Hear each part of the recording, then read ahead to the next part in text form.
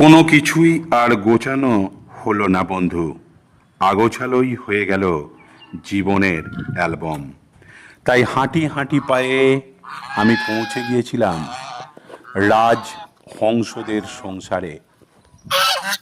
আজ ওদের জীবন খুব দুঃখজনক বন্ধু।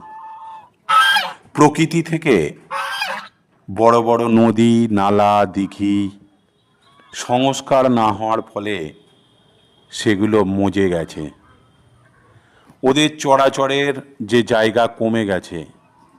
আজ রাজহংসরা আস্তে আস্তে তাদের ফ্যামিলি ও পরিবার কমে যাচ্ছে। প্রকৃতি থেকে হারিয়ে যেতে বসেছে এই ধরনের সম্পদ। আসুন বন্ধু, আমরা সকলে মিলে এই সম্পদকে বাঁচাই।